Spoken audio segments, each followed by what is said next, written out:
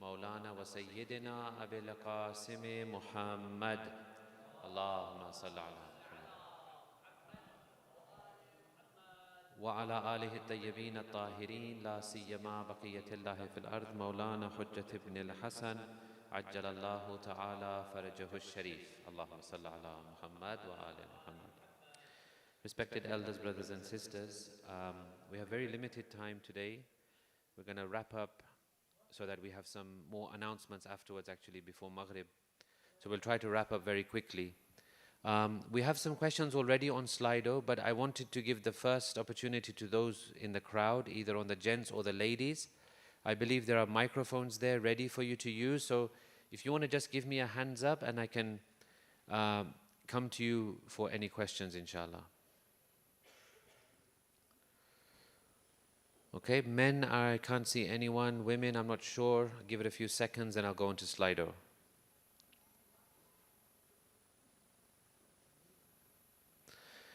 Okay, so I will start with Slido then, inshallah. Right, so first question is a really, really good one, and I was so happy to see this question because it tells me that this person has really thought about the lectures.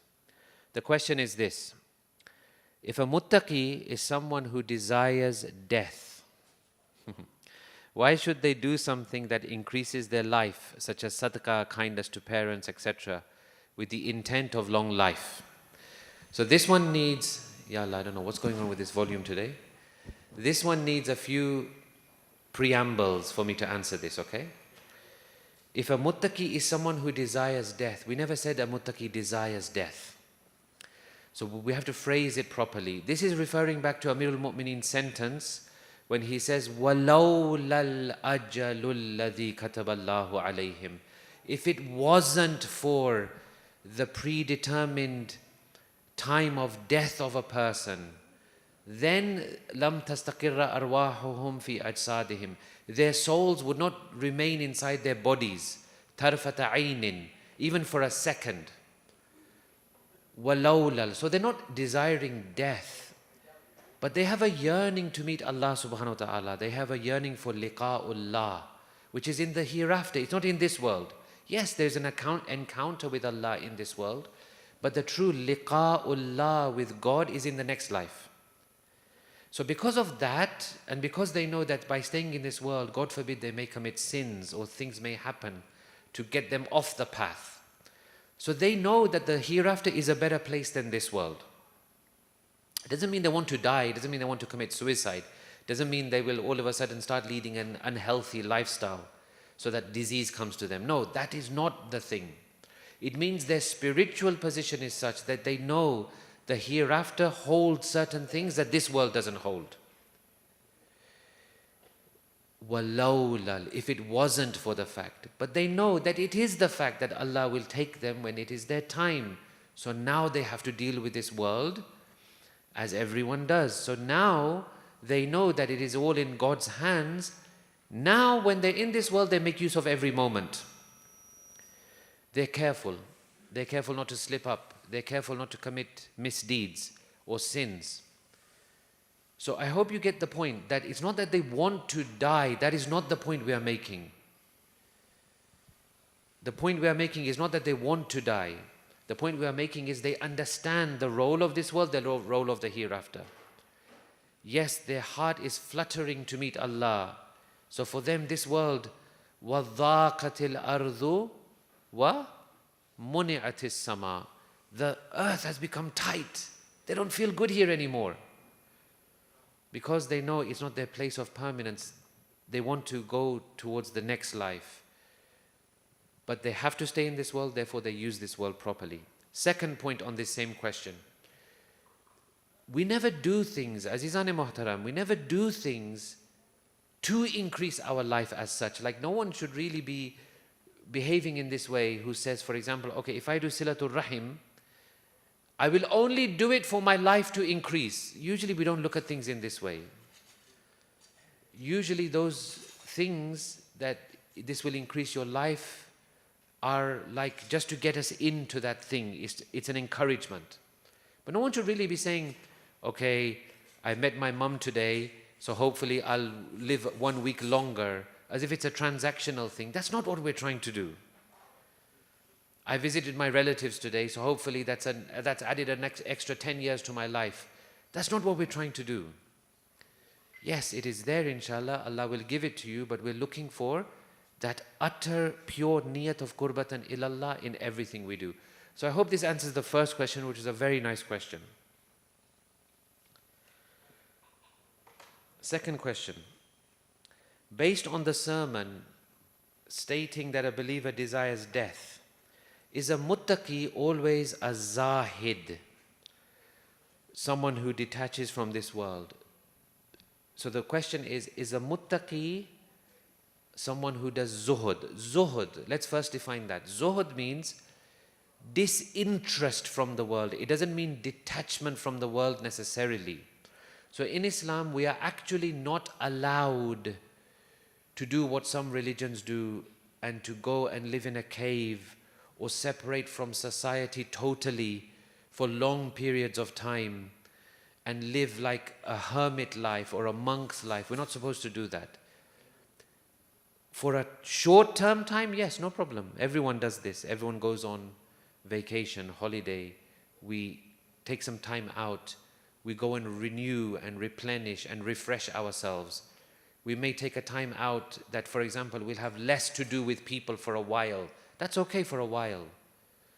But we're not allowed to become totally detached from society. We're not allowed to do that. So number one. Number two, zuhud means disinterest from this world. There are many, many riwayat, ahadith, sayings about zuhud, being less interested in this world, detaching your interest from this world. Does taqwa come with zuhud? Yes. Generally, yes. Taqwa does come with zuhud. Later on in the same khutbah, which I don't think we're going to get the time to get to this point, Amirul Mu'mineen actually says that the people of taqwa are those who have very simple hopes. They don't have long, long hopes in this world. They're very simple, realistic hopes and dreams and desires. That is a form of zuhud, basically, because what they're doing is they're looking at this world with a level of disinterest. Disinterest is very important because without it, there's the fear of being too attached to this world and not thinking about Allah properly, getting distracted by this world and not devoting yourself to the remembrance of Allah subhanahu wa ta'ala. Next question. So I'm going to keep going until I see any hands raised or until someone tells me that there's some questions from the floor. Next question is, can you share the difference between the mahabba of Imam Ali alayhi salam and the mawaddah of Imam Ali alayhi salam? So these are two words, muhabbat and mawaddat. These come from an Arabic root. They are not synonyms exactly. They are not exactly equal. Although sometimes in English we do use love for them both. In English we do use love for them both. But there is a subtle difference. Mahabba or mahabbat can be for anything. You can have love for anything. You can love even a person, an animal, a tree, a scene, a mountain, a plant, a flower. This is mahabbat. And it can be one way only. So you don't expect the flower to love you back. It's a one-way love. It can be one way. Mawaddat is not for things, it's for people. And it's two-way. Now, second thing is mawaddat also carries with it a sense of obedience and following the person you love. So when the Holy Prophet sallallahu alaihi wasallam, Allahumma salli ala Muhammad wa ala Muhammad, is told, قُلْ لَا أَسْأَلُكُمْ عَلَيْهِ أَجْرًا إِلَّا الْمَوَدَّةَ فِي الْقُرْبَى. I don't ask you for any reward except for mawaddat for my family, because it's love plus obedience.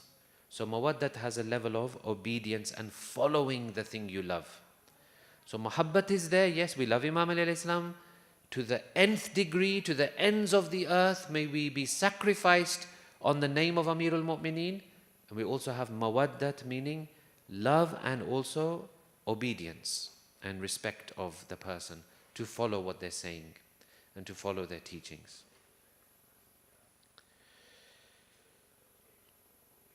Okay. Any more from the floor? So I think we're done with those questions which are relating to the topic. So I will go on to those which are not relating to the topic. Yes, brother. In one of your previous, Sheikh, in one of your previous lectures, you talked about ghibat, or backbiting. Yeah. And so specifically, one of the discussions we were having at home was around two things. Number one, say for example, someone's had a tough day and they're venting. You know, I had a tough day at work, I'm coming to my wife at home, and I'm venting to say, this is what happened to me.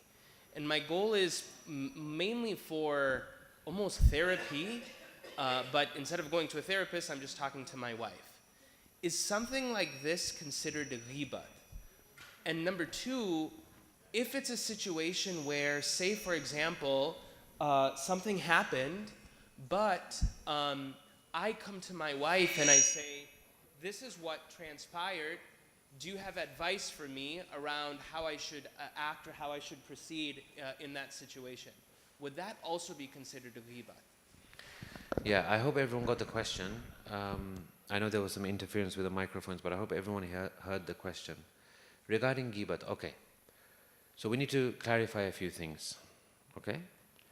Ghibat is when you mention the name or you give away who this is. If you don't give it away, then it's not ghibat. But what's happening with the volume? It keeps going up and down. I'm not sure. So if you give away the name or the identity, it can be ghibat. If there's no name attached, I met someone today and this is what happened between us, that's fine, because you're not identifying anyone. Yeah? Ghibat is when you disparage someone. Here there's no someone because I don't know who you're talking about, right?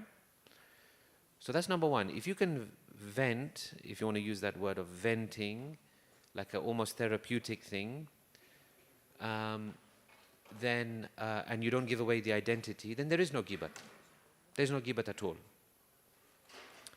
Second point was?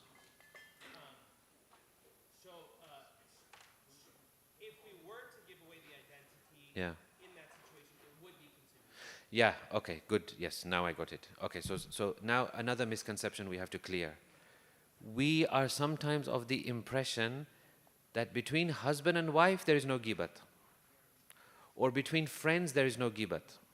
Or for example, a woman with her female friends, she's had a hard time with her husband or her child or something, and she has to vent to them, then we think it's not ghibat. All of those are ghibat.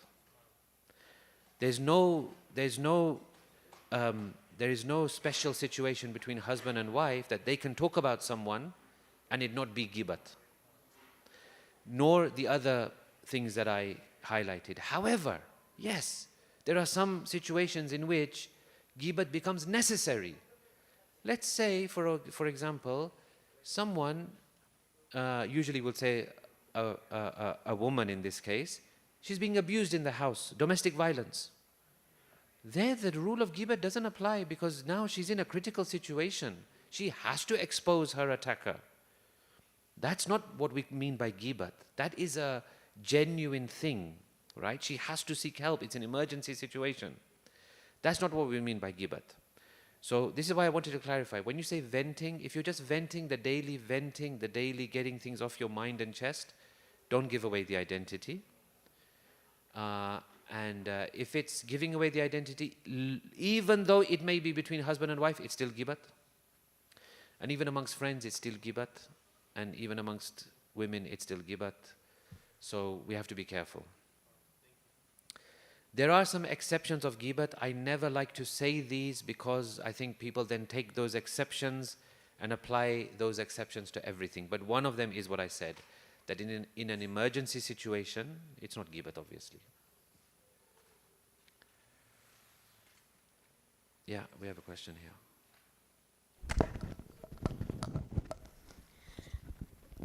Do you have any idea how we can put Allah's mercy into perspective?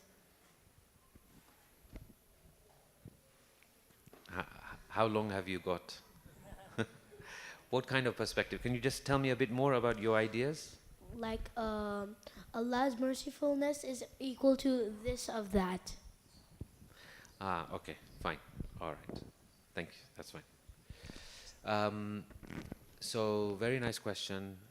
Can we put Allah's mercy into perspective? So, Allah and His mercy is so difficult to understand. But if you think of the most merciful person that you know, would it be who? Your parents? Your mother? Your father? Yeah? Your parents, right? Your parents. How merciful are they? They always do things good for you, looking out for you, looking after you, feeding you, clothing you, everything. Basically, at your age, we all wish, us oldies, we all wish we were your age again. Because in this age, you don't have any worries, really, right? We've got so many worries. Look at all the gray hair and everything we get, right? How merciful are they to you? Extremely merciful, very, very merciful. Now, Allah, 100 times more, 1,000 times more, million times more, billion times more, trillion times more. We don't even have more numbers to count how much more merciful He is. Just think. You want to put it into perspective. I like that question. Put it into perspective. All the mercy we see in this world, all the mercy we see in this world. That means every act of kindness to one another, every compassionate idea, thought, word, every smile, every favor, every service, every compassion between every husband and wife, between every father and child, mother and child, between community members, between charities, between people going into Gaza and feeding people, between every single mercy you see in this world. From the time of Nabi Adam until the end of time of this world, even amongst the animals, even amongst every species of animal, amongst cats and dogs and insects and other things and fish in the sea and everything like that, every instance of mercy is 1% of Allah's mercy. 1%. Even if you can make a percentage of Allah's mercy, but it's from hadith, so I can say this, that hadith says that in this world Allah has only given 1 part of His mercy, 99 parts are reserved for the hereafter. He has 100 parts, 1 part is here, 99 for the hereafter. So that maybe gives you an idea of the mercy of Allah. Every drop of mercy is just 1%. It's wrong even to say 1% because we cannot quantify, but I hope you get my meaning. 1% of Allah's mercy is what He has given in this world.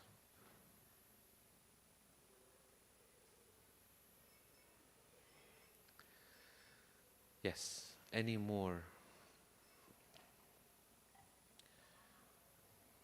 No, we don't have any more hands up. Okay. Right, so let me go back to Slido then. I am about to get married and the financial situation of my fiancé is not so good. So what amount of meher should I be asking? Okay, sometimes the questions are not from the person. They want someone else to hear the question and the answer. But anyway, we'll treat every question as it is, right? So the mahr of a woman, the mahr is what the woman asks. Mahr should be little, meaning manageable. At the same time, not so little that it doesn't give any security. This is our understanding of mahr. The role of mahr is that it is a security for the woman. Now, back in the day, women did not work much, if at all. So therefore, mahr was for them something that they could rely on should the marriage go downhill. If the divorce happens, the financial support of the husband goes. So then the mahr is something that she can rely on for some security. Today, it's not so much like that. So mahar should be in the context of simple, manageable, but also giving some kind of security. Now, if the woman turns around and says, well, I don't need security, maybe she makes more than her prospective husband, maybe. Maybe she makes more money than the man. Then that's fine, she can ask for something very, very simple. She can ask for something very, very simple. But the philosophy of mahar is this: manageable, yet gives security to the woman. I hope that answers the question.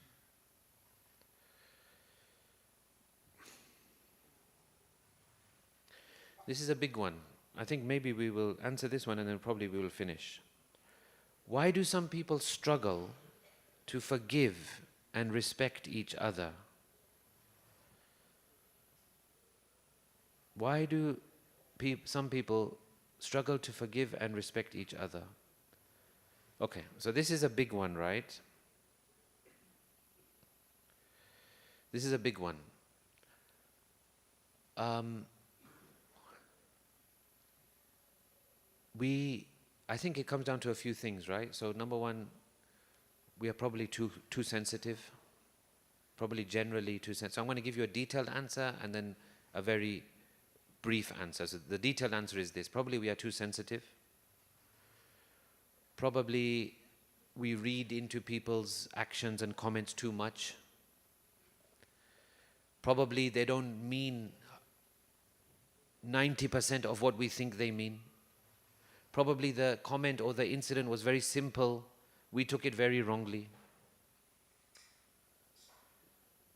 Probably we don't sit down enough and talk about these things.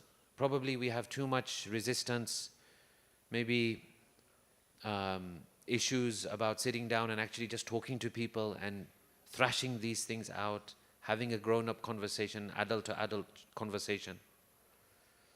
Probably the mechanisms are not there in the community to help people patch up. So these are all the detailed ways of looking at this, right? But essentially, Azizan, the issue is very simple. 3-letter word: ego. That's basically what it comes down to. The ego gets in the way. Mane kharab laigu. You know, mujhko bura laga, mujhe bura laga, usne ye kaha, wo kaha. We tend to go down that route very quickly. It's ego. At the end of the day, it's ego. If we understood the amount of blessings that come with forgiving people, we would forgive much easily. If we understood the amount of forgiveness which Allah gives us when we forgive other people, we would forgive very quickly. Aimma alayhimus salam, they didn't used to keep grudges. Aimma alayhimus salam were the most abused and most disrespected. They didn't keep grudges. People would come to them and say sorry, they would say no problem, don't worry about it. Done, forgotten. We hold on, we hold the grudges, we hold things on, we don't forgive, we don't forget. This is wrong basically. We're not talking about, now please, we're not talking about the major things. Please don't come to me and tell me, but Bibi Fatima never forgave. That was a different category. That was zulm that we will not go through. That was zulm on another level. That was a very historic stance she has to give to show the rest of humanity until the day of judgment that wrong was done. There was not the issue of forgiveness. By the way, those people never really patched things up with her or gave her her right back. So don't come to me with this thing about Bibi Fatima. Don't also come to me, please. This is another thing which is rife in our jamaats. People say, yeah, but haq ne batil ni watche. This is an issue of haq and batil. Ane ame Imam Hussein na manwa warache. And we are the people of Imam Hussein. And we should stand for haq and batil. Please don't come to me with this. This is wrong. Haq and batil, 100%. We are the people of Imam Hussein, 100%. Do we stand for haq and batil? 100%. But what you have to realize, Aziz Aman, you have to realize one thing. The person who's abusing you or who you think is abusing you is not Yazid. And believe me, you are not Imam Hussein. So let's be realistic. Yes, haq and batil, definitely haq and batil, all the way. Haq and batil to the end of our life we will submit to haq and never give in to batil. But these things are not of that category. So we need to put these into perspective. jarakchene, we have to look at things properly, in perspective, be realistic. What are we doing?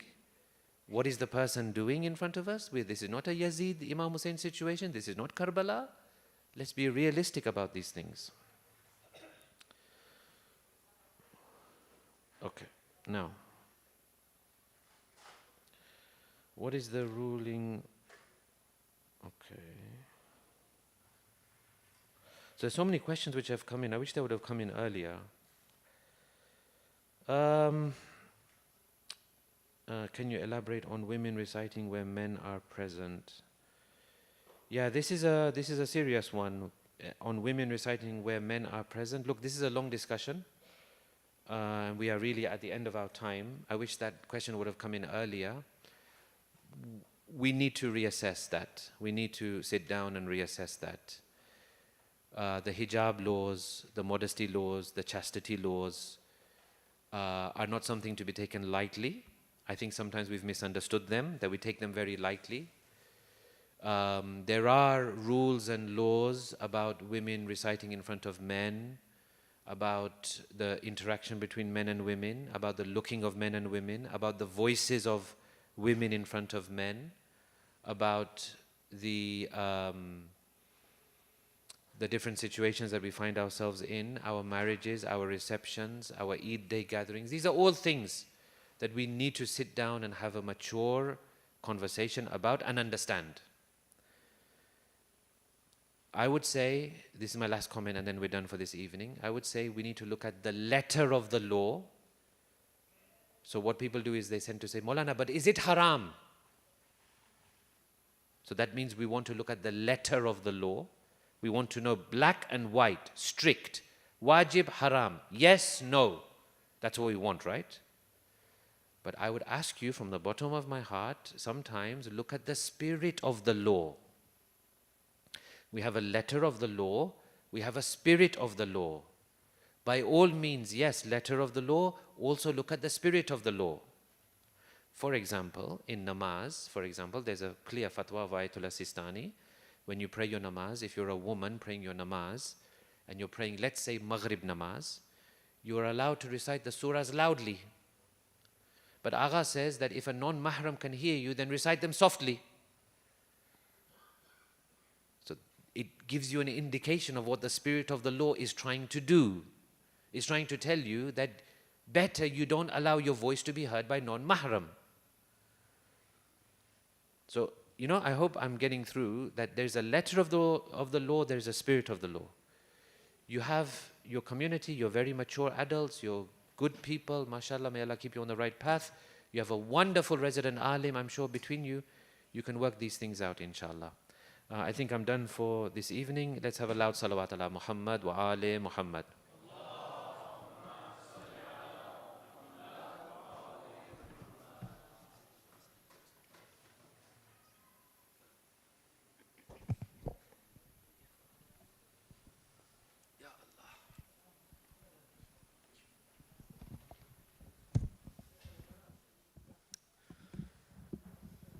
My elders, brothers, and sisters, assalamu alaikum.